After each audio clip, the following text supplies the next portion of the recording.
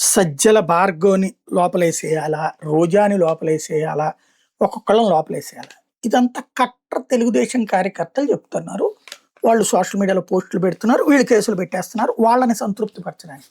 అంటే సైకో మనస్తత్వం కలిగినటువంటి వాళ్ళు అడిగేదాన్ని ప్రభుత్వం చేస్తే, అప్పుడు అవతల వాళ్ళని సైకో అనే అర్హత మనకుంటదా? వైసీపీ అధికారంలో ఉన్నప్పుడు ఇన్ని కేసులు పెడితే అసలు తెలుగుదేశం వాళ్ళు ఎవరైనా బయట తిరిగేవాళ్ళా? తెలుగుదేశం వాళ్ళని నడవగలిగేవాళ్ళా? తిరగగలిగేవాళ్ళా? బ్రతకగలిగేవాళ్ళా? వైసీపీ హయాంలో ఒక అచ్చెన్నాయుడో, ఒక రవీందరో, ఒక చంద్రబాబు, ఒక అయ్యన్న పాత్రుడు ఇట్లాంటి వాళ్ళని మీదన ప్రతీకార రాజకీయాలు చేస్తేనే అసలు ఎంత రాక్షసుడు, ఎంత రాక్షసుడు, ఎంత రాక్షసుడు, ఆ విధ్వంసకారని 1,00,000 సార్లు చెప్తా ఇప్పుడు మనం వదిలిపెట్టిన వాళ్ళు ఎవరు లేరు.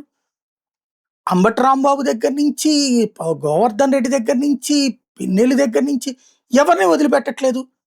ఆ రోజున క్రిమినల్ కేసులే, ఆ రోజున అవినీతి కేసులే. అప్పుడు చేస్తే కక్షపూరితం, ఇప్పుడు మేం చేస్తే న్యాయం. అది ఎందుకు చేస్తున్నామంటే మా కట్టర్ కార్యకర్తలు చెప్తున్నారు. హింసని ప్రేరేపించమని చెప్పేదాన్ని ప్రోత్సహించగడికి ఇంకెందుకు ప్రభుత్వం? అప్పుడు జగన్ చేసిన తప్పెట్టవుతుంది. ఇవాళ శాశ్వతంగా 100 ఏళ్ళు మనం అధికారంలోకి ఉన్నాం, 5 ఏళ్ళు కాకపోతే 10 ఏళ్ళు. ఆ తర్వాత అవతలోడు ప్రతీకారం తెచ్చుకుంటే మళ్ళీ రౌడీ రాజ్యం, ఫ్యాక్షన్ రాజ్యం కాకుండా ఏం మరుగుతుంది?